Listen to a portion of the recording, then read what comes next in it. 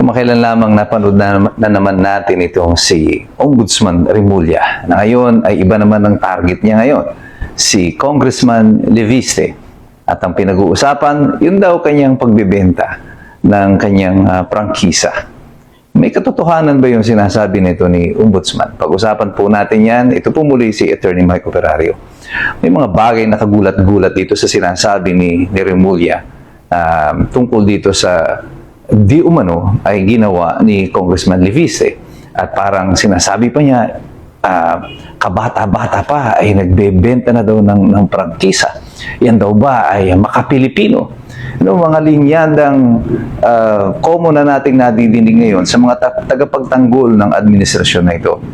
Isa na naman po ito doon sa mga estratehiya na ini-employ nila upang i-deflect o iligaw ang mga tao tungkol dito sa mga usapin na ngayon ay dinadala sa atin ni Congressman Leviste. Ano yung pinag-uusapan natin dito?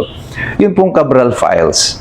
At ngayon, tila ba, parang sa takot nila dito sa mga pahayag ni Congressman Leviste, ang balik sila doon sa kanilang strategiya na una, i-discredit mo muna yung mensahero, huwag mong sagutin yung mensahe, i-discredit mo yung mensahero, sirain mo siya, at gumawa ka ng ibang mga usapin. This is yung kanilang deflection para matuon sa iba ang atensyon ng mga tao.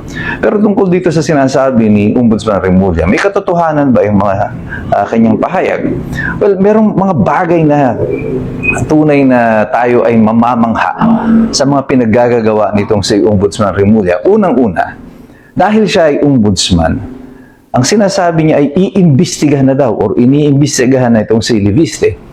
Kung totoo na iyan ay iniimbestigahan mo na or iimbestigahan mo na, ay bakit may conclusion ka na? Hindi ba dapat ikaw ay magiging impartial tungkol dito sa investigasyon na ito? Paano aasahan ng taong bayan na makakarating ka sa katotohanan kung nag-uumpisa ka pa lamang ay sinasabi mo na mali agad si Congressman Leviste sa kanyang pagbibenta ng kanyang shares of stocks? At yung sinasabi niya, ginagawa daw negosyo ang prangkisa. Mr. Ombudsman, ang prangkisa po, bagamat iyan ay pribilehiyo, iyan ay also ay isang negosyo. Mga korporasyon, mga individual na pumapasok, nag-a-apply ng prangkisa, hindi po yan charitable institution. Yan po ay negosyo.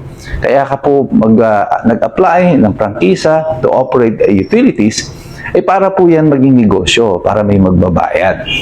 At sa pag-i-issue po ng prangkisa, hindi po talaga bawal naman na ibenta mo. Ang bawal po ay ang ibenta mo yung prangkisa itself. You cannot transfer the franchise from one person or one entity to the other. However, ang prangkisa po ayon sa konstitusyon ay pwede pong ibigay sa mga individual na mga Pilipino o di kaya ay mga Filipino corporations. Ibig sabihin, mga at least 60% of the corporation is Filipino-owned. Pag individual po, at yun ay ibinigay sa kanya, hindi niya talaga pwedeng i-transfer kahit kanino. Pero kapag ito po ay isang korporasyon at ibinigay ang prangkisa sa isang korporasyon, ang korporasyon po ay merong katauhan na hiwalay doon sa individual. Ito po yung tinatawag na juridical entity. Nagiging para po siyang hiwalay na tao. Bagamat hindi siya natural person, hindi siya totoong tao, siya po ay isang juridical na tao na ginawa ng batas. Batas po ang nagtalaga kung bakit siya nabuo. Kapag ikaw ay isang korporasyon, ang korporasyon ay po pwedeng buuin ng maraming mga individual sa pamamagitan ng kanilang shares of stocks. Ikaw ay namimili ng shares of stocks mula dito sa korporasyon at ito ang bahagi ng iyong pag-aari. Ang pag-aari mo bilang isang individual ay hiwalay doon sa personalidad ng korporasyon. Maaring mag-exist yan na magkahiwalay. Ang korporasyon ay hiwalay na tao, ang tao nga ay juridical entity, at yung stockholder is a natural entity.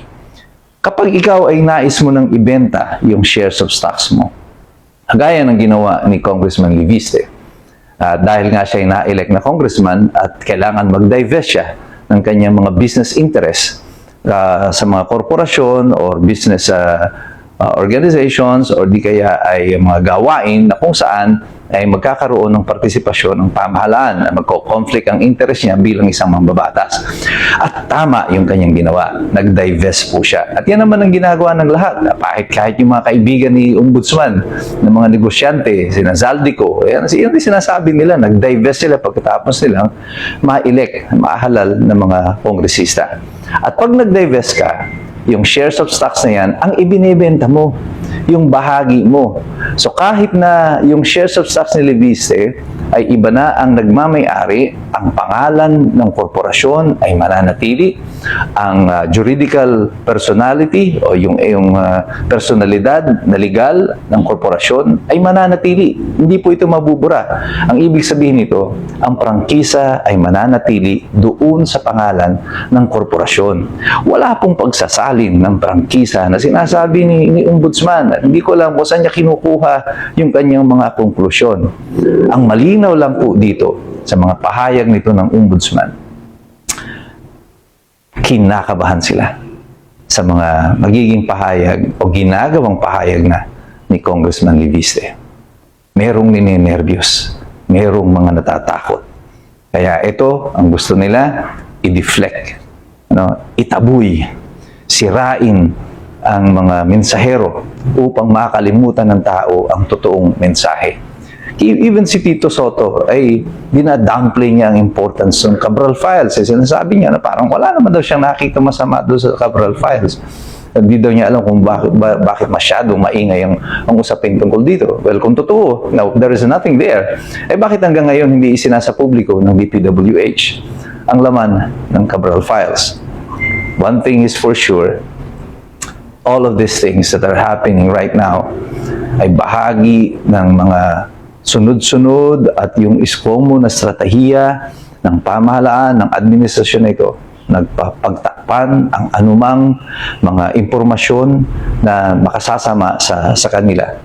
Subalit hindi na maluloko ang taong bayan. Alam na namin ang ginagawa nyo. Ang nakaka-insulto nito ay yung Ombudsman pa mismo na dapat ay isa ring abogado, na dapat ay naghahayag ng katotohanan sa mga mamamayan, ay parang siya na mismo ang nagliligaw sa taong bayan dito sa mga usapin na meron tayo. Pero ang mga tao, ang mga iskumbro, hindi na magpapaloko sa inyo, hindi na kami papalakpak sa mga baliw. Kasi lahat kami nagsisipag-aral na. Dahil alam namin, mahirap makialam ang taong walang alam. God bless you. God bless us all. Mabuhay ang Republika ng Pilipinas.